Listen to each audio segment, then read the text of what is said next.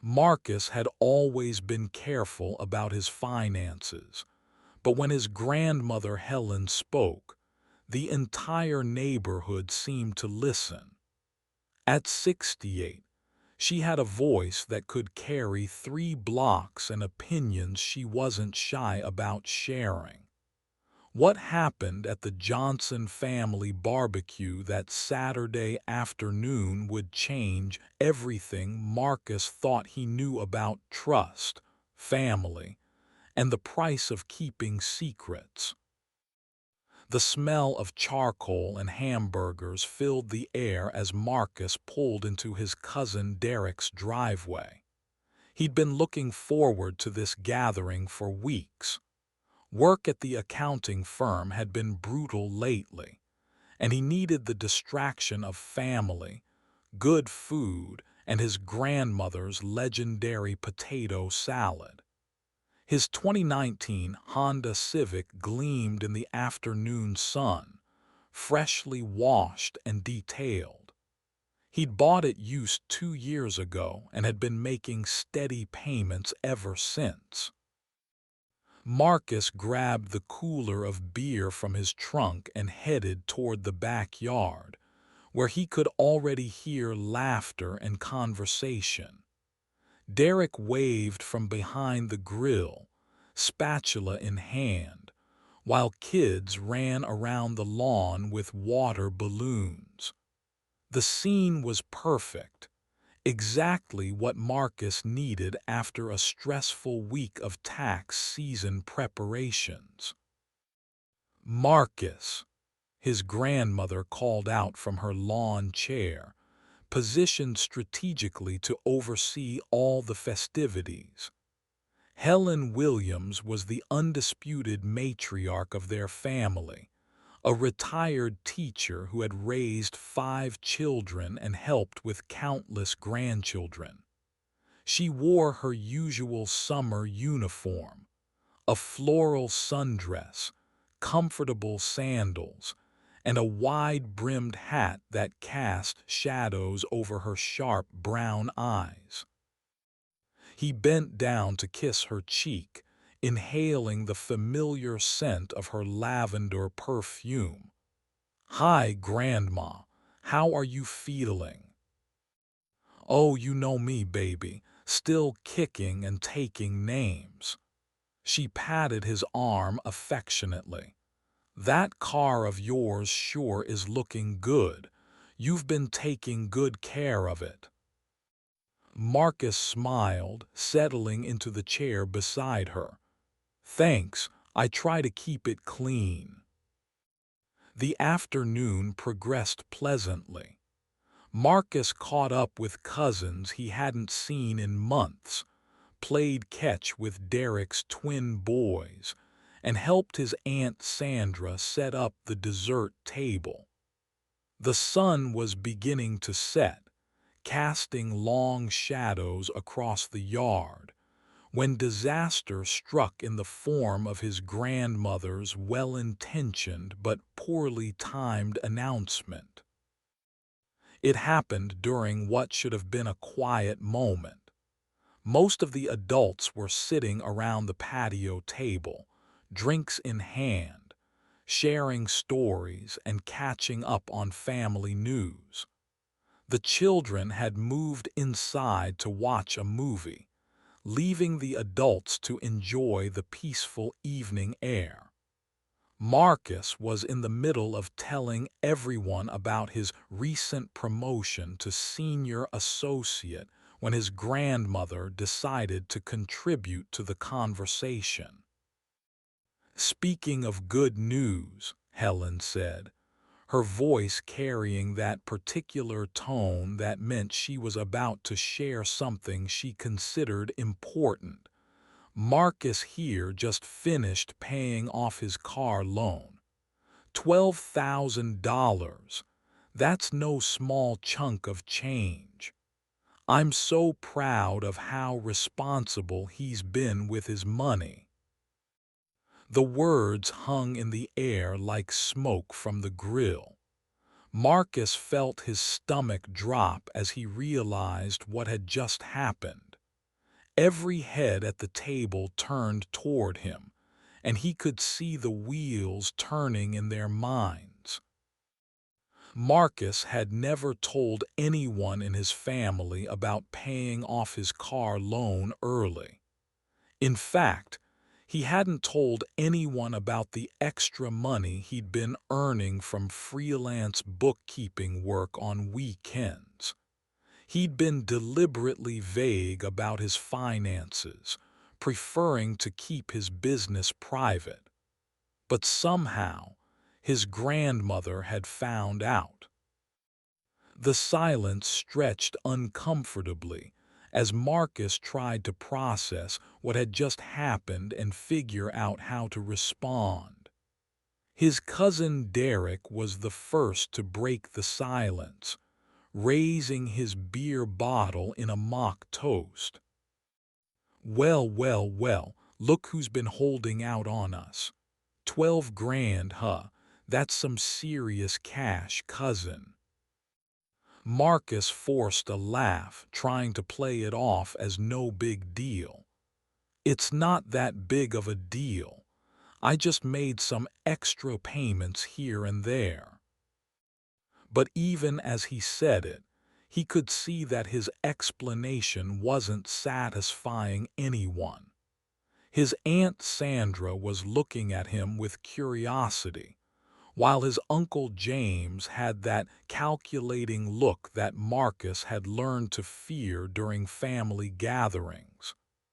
James had always been the one to ask for loans, to suggest investment opportunities, and to somehow make his financial problems everyone else's responsibility. "Extra payments, huh?" James said, leaning back in his chair. "Must be nice to have that kind of extra money lying around. Some of us are still struggling to make ends meet." The comment stung, mostly because Marcus knew it was the beginning of something he'd been trying to avoid. He'd worked hard to keep his financial situation private precisely because he knew how his family operated. There was always someone who needed money, always some crisis or emergency that required financial help from whoever was doing well at the moment. Marcus glanced at his grandmother, who was looking pleased with herself, completely unaware of the can of worms she'd just opened. He wanted to be angry with her, but he knew she'd meant well. In her mind, she was celebrating his success, sharing good news with the family. She had no way of knowing that her announcement would set off a chain of events that would test every relationship he valued. "Grandma," Marcus said carefully, "how did you know about the car loan?" Helen looked surprised by the question. "Oh, honey, you told me yourself. Last month when you drove me to my doctor's appointment. You were so excited about making that final payment." Marcus frowned, trying to remember the conversation. He'd driven his grandmother to several appointments recently, and they'd talked about many things during those car rides.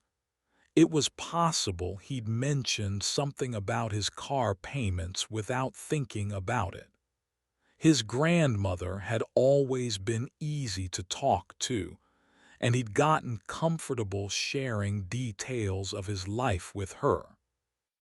But now he wished he'd been more careful. The conversation moved on to other topics, but Marcus could feel the shift in atmosphere. There were glances and whispered conversations, and he knew that his grandmother's announcement had changed something fundamental about how his family saw him. He was no longer just Marcus, the steady accountant who kept to himself. He was Marcus, the one with money. As the evening wound down and people began to leave, Marcus helped clean up, hopping to escape without any more uncomfortable conversations.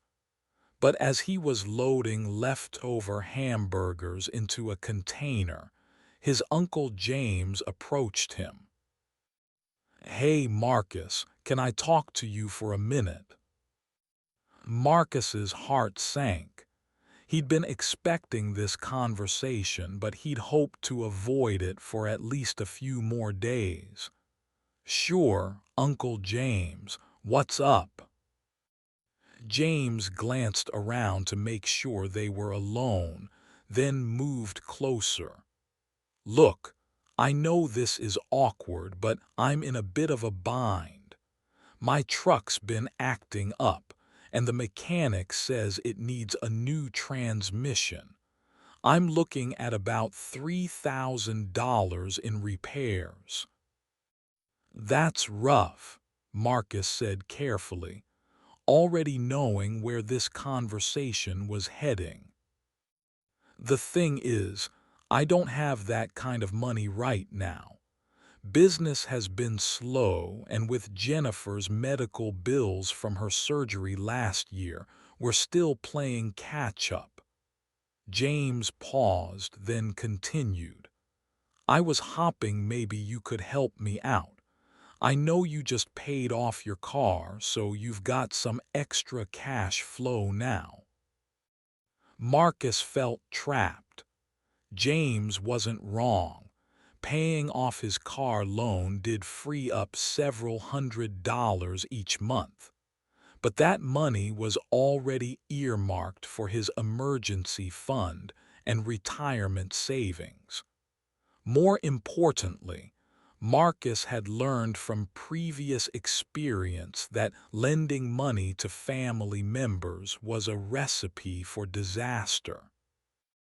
3 years ago, he'd lent his cousin Derek $500 for what was supposed to be a temporary emergency. Derek had paid back half of it over the following year, then stopped mentioning it altogether. The debt had become the elephant in the room at every family gathering, creating tension and awkwardness that Marcus hated. "I understand you're in a tough spot," Marcus said, choosing his words carefully. "But I'm not really in a position to lend money right now. I've got my own financial goals I'm working toward." James's expression darkened. "Come on, Marcus. We're family. And it's not like I'm asking for charity. I'll pay you back with interest." "It's not about the interest," Marcus replied. "It's just not something I'm comfortable doing." The conversation ended awkwardly, with James walking away clearly disappointed, and Marcus feeling like the bad guy. As he drove home that night, Marcus couldn't shake the feeling that his grandmother's innocent announcement had set something in motion that he wouldn't be able to control. Over the next few weeks, Marcus discovered just how right his instincts had been. His phone started ringing more frequently, with family members calling to chat but somehow always steering the conversation toward money. His cousin Lisa mentioned her student loan payments. His Aunt Sandra brought up the fact that she and her husband were behind on their mortgage. Even Derek, who had seemed supportive at the barbecue, made a comment about how nice it must be to have financial freedom. The requests weren't always direct. Sometimes they came disguised as business opportunities or investment proposals. His Uncle James called again, this time suggesting that Marcus might want to invest in his landscaping business. His cousin Michael pitched a multi-level marketing scheme that would supposedly make them both rich. Everyone seemed to have found a way to rationalize asking for his money. But it was his grandmother's follow-up conversation that really opened Marcus's eyes to what was happening. During their regular Sunday phone call, Helen mentioned that several family members had been asking her about his finances. They wanted to know how much money you make at that accounting job, she said, her voice carrying a note of concern. I told them it wasn't any of their business, but I'm worried I might have caused some trouble for you at the barbecue. Marcus assured her that it wasn't her fault, but privately he was angry. The idea that his family members were discussing his finances behind his back, trying to get information from his elderly grandmother, felt like a violation of his privacy. It also confirmed what he'd suspected, that his grandmother's announcement had painted a target on his back. The situation came to a head 3 weeks later, when Marcus received a text message from his cousin Derek that changed everything he thought he knew about his family's perception of him. The message was simple but devastating. Mom's in the hospital, emergency surgery, need $5,000 for medical bills. Family meeting tomorrow at 2 p.m. Your house. We need to discuss how everyone can contribute. Marcus stared at the message, reading it several times to make sure he understood correctly. Derek was calling a family meeting at his house, without asking permission, to discuss how everyone could contribute to his mother's medical bills. The implication was clear. As the family member who was perceived to have the most money, Marcus was expected to host the meeting and presumably contribute the largest amount. The audacity of the text message took Marcus's breath away. Derek was treating him like a family ATM, assuming not only that Marcus would contribute money, but that he would host a meeting in his own home to coordinate the family's financial response to the crisis.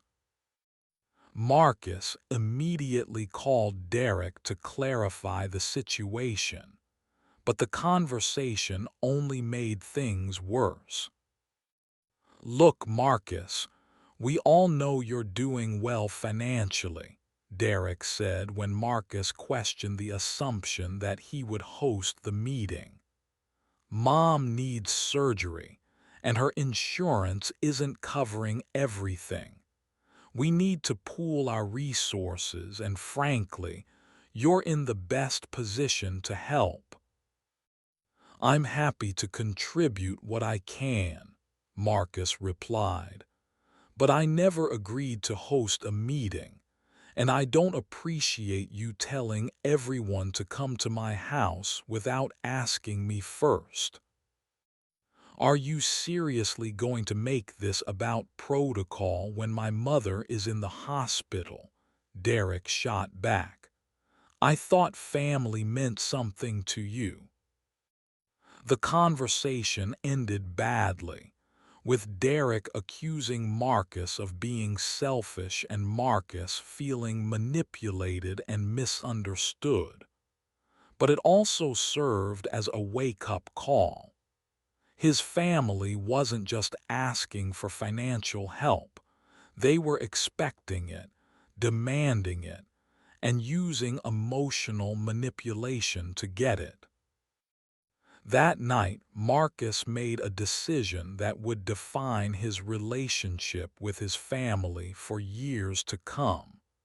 He would not be hosting any family meetings in his home. He would not be anyone's personal bank.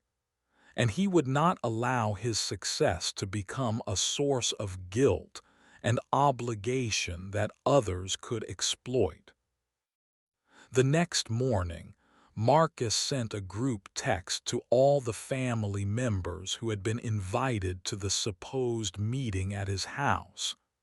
"I will not be hosting a meeting today. If you want to organize financial support for Aunt Patricia, please do so without involving me in the planning. I'll contribute what I can directly to her medical fund." The response was immediate and overwhelming. His phone buzzed constantly with angry messages, hurt feelings, and accusations of selfishness. Several family members called him directly, expressing shock and disappointment at his attitude. His grandmother left a voicemail asking him to reconsider, saying that the family needed to stick together during difficult times. But Marcus held firm. He contributed $500 directly to his aunt's medical fund, a significant amount that represented his genuine desire to help. But he refused to be drawn into family meetings, financial planning sessions, or any other situation where his money would become the center of attention. The fallout was swift and harsh. Within a week, Marcus found himself effectively ostracized from family gatherings. Phone calls stopped coming. Invitations to barbecues and birthday parties disappeared. Even his grandmother seemed distant during their Sunday conversations, though she tried to maintain their relationship. It was painful, but Marcus also felt a sense of relief.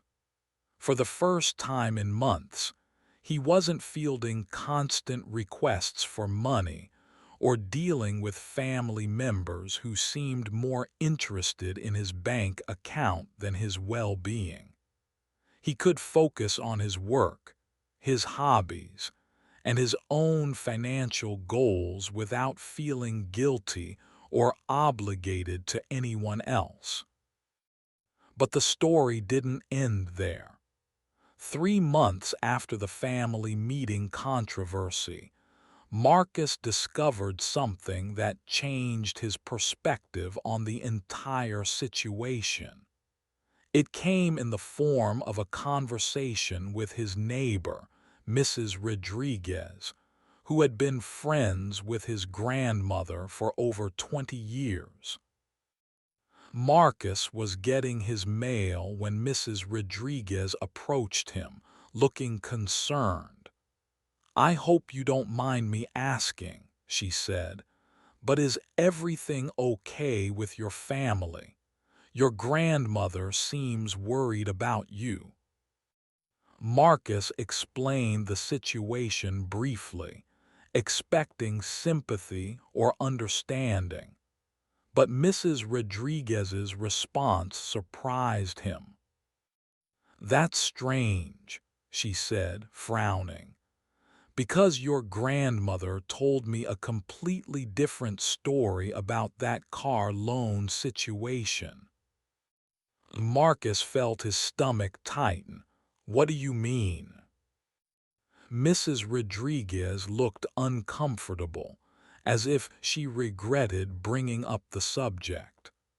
"Well, she said that you had asked her for help with the car payments a few months ago.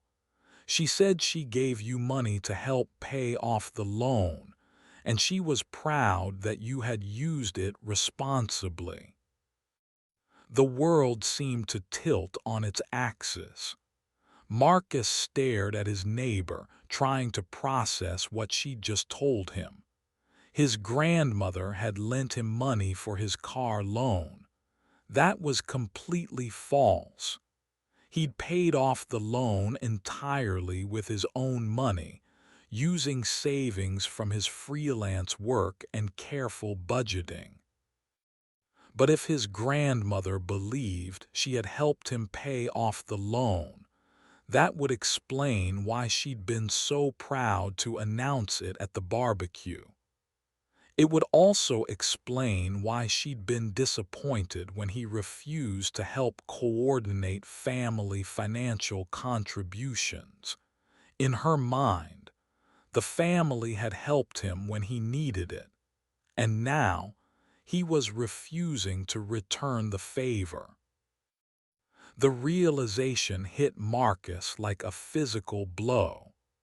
Somewhere along the line, his grandmother had become confused about the car loan situation.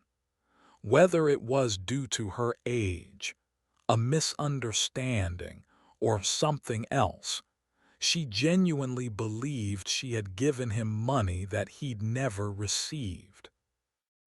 Marcus immediately drove to his grandmother's house, his mind racing with questions and concerns.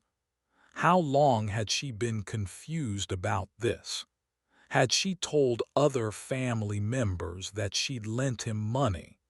Was this why everyone had been so comfortable asking him for financial help?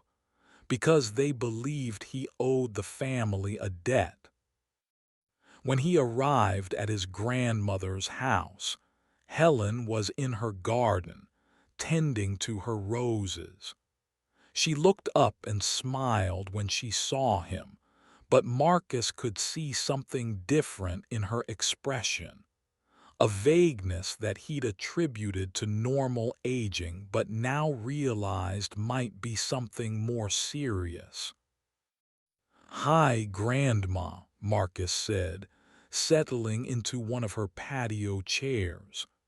"I wanted to talk to you about something." Helen sat down beside him, pulling off her gardening gloves. "Of course, baby. What's on your mind?" Marcus took a deep breath, trying to figure out how to approach the subject delicately. "I was wondering if you could help me remember something about my car loan. Mrs. Rodriguez mentioned that you thought you had helped me with the payments." Helen's face lit up. "Oh yes, I was so happy I could help you out.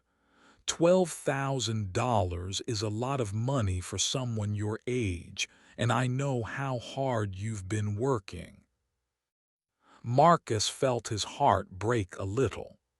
His grandmother's certainty about the false memory was complete and unshakable. She genuinely believed she had given him money that had never changed hands. "Grandma," Marcus said gently, "I need you to think carefully about this. When did you give me that money? Do you remember writing a check or going to the bank?" Helen paused, a flicker of confusion crossing her face. "Well, of course I remember. It was—" She stopped, her brow furrowing. "It was when you drove me to Dr. Patterson's office. You were so worried about the loan, and I told you not to worry, that family takes care of family." Marcus realized that his grandmother was conflating two different memories. He had driven her to Dr. Patterson's office, and he had mentioned being close to paying off his car loan. But there had never been any exchange of money. Somehow, his grandmother's mind had filled in details that had never happened, creating a false memory that felt completely real to her. The conversation continued for another hour, with Marcus gently trying to help his grandmother sort through her memories. But it became clear that her confusion wasn't limited to the car loan situation. She had mixed up details about other family members as well, creating a web of misremembered conversations and imagined events. Marcus left his grandmother's house with a heavy heart and a new understanding of what had happened at the barbecue. His grandmother's announcement hadn't just been an innocent sharing of good news. It had been based on a false memory that she believed completely. And that false memory had set off a chain reaction that had torn his family apart. But understanding the root cause of the problem didn't make it easier to solve. Marcus now faced a choice that would define his relationships with his family for years to come.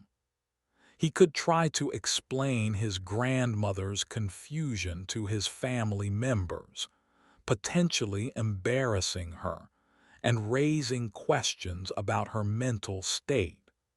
Or he could continue to let them believe that he was simply being selfish and ungenerous. Neither option felt right. Explaining his grandmother's memory issues would violate her privacy and dignity, but allowing his family to continue believing he was selfish when he'd done nothing wrong felt like a betrayal of his own integrity. Marcus spent the next few days thinking about his options, weighing the potential consequences of each choice. Finally, he decided on a course of action that felt true to his values while protecting his grandmother's dignity. He would tell his family the truth about his finances, that he had paid off his car loan entirely with his own money and had never received financial help from their grandmother. But he would frame it as a misunderstanding rather than focusing on Helen's memory issues. He would also make it clear that while he was willing to help family members in genuine emergencies, he would not tolerate being treated like a family ATM or having his generosity taken for granted. The conversation took place at his cousin Derek's house, with most of the family present. Marcus had requested the meeting, and despite their recent conflicts, Derek had agreed to host it. The atmosphere was tense when Marcus arrived, with several family members clearly expecting him to apologize for his recent behavior. Instead, Marcus calmly explained the situation. He told them about his conversation with Mrs. Rodriguez, his grandmother's confusion about the car loan, and his own feelings about how he'd been treated since the barbecue.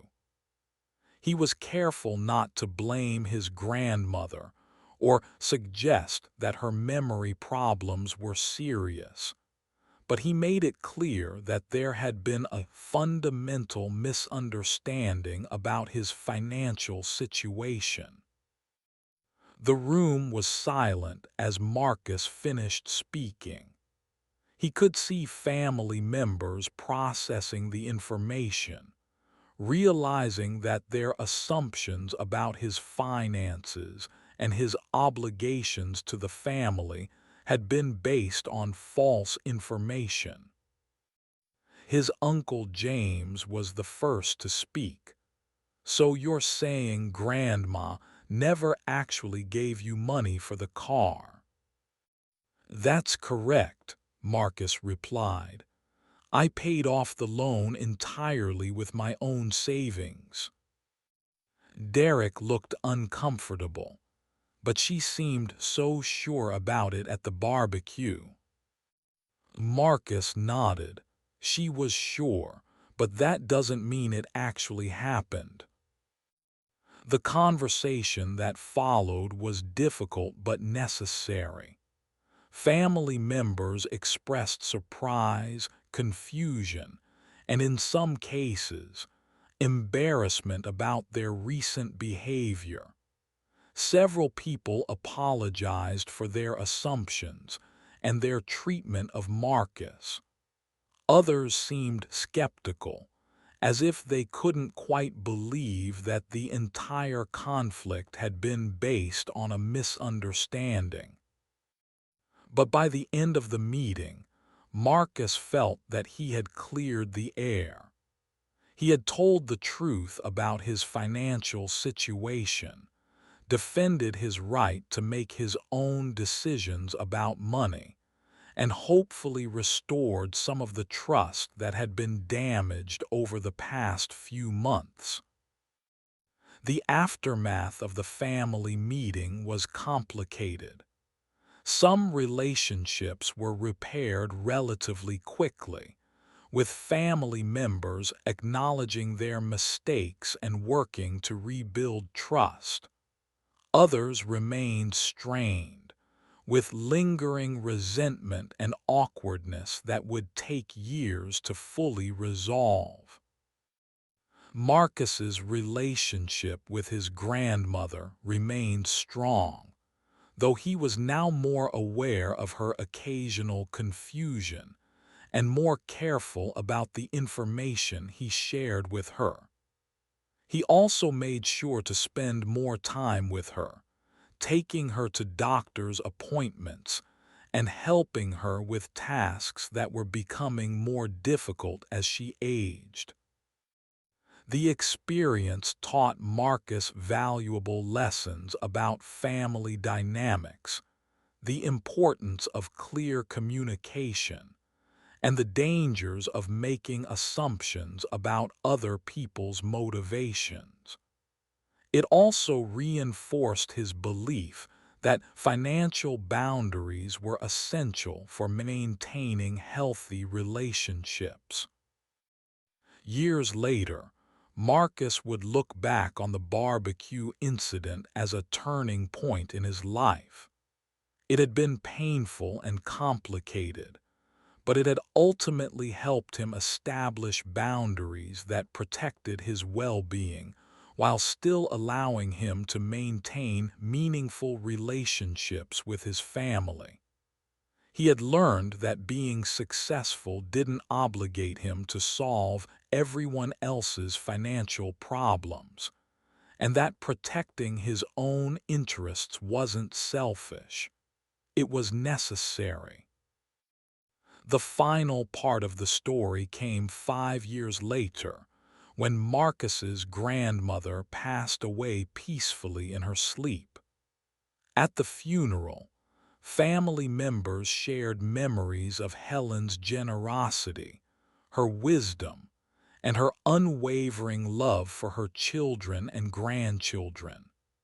Several people mentioned the financial help she had provided over the years, always given freely and without expectation of repayment.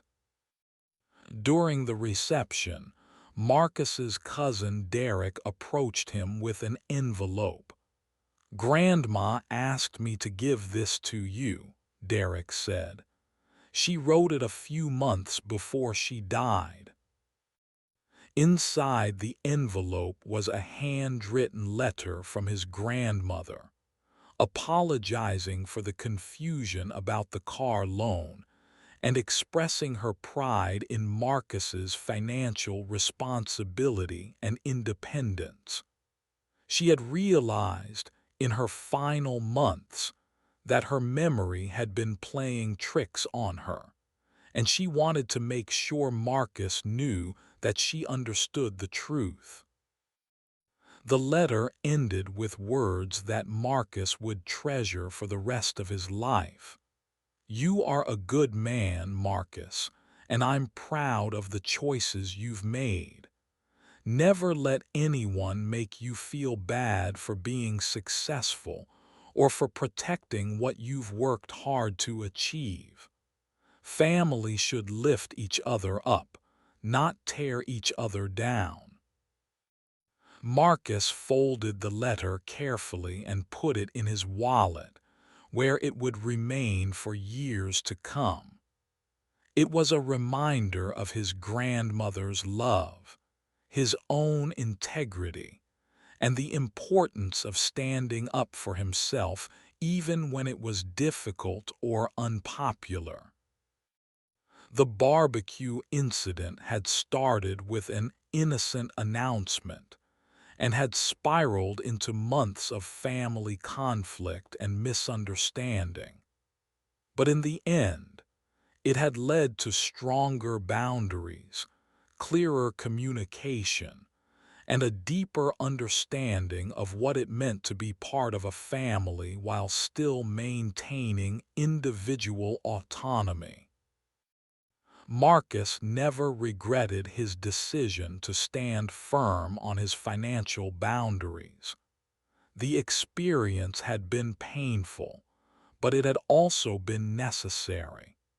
He had learned that sometimes the most loving thing you can do for your family is to refuse to enable their worst impulses, even if it means temporary conflict and misunderstanding. As he drove home from his grandmother's funeral, Marcus reflected on the lessons he had learned and the relationships he had both lost and strengthened along the way. The barbecue announcement had changed everything, but in the end, it had also revealed the true character of the people in his life and helped him build a foundation for healthier, more honest relationships in the future.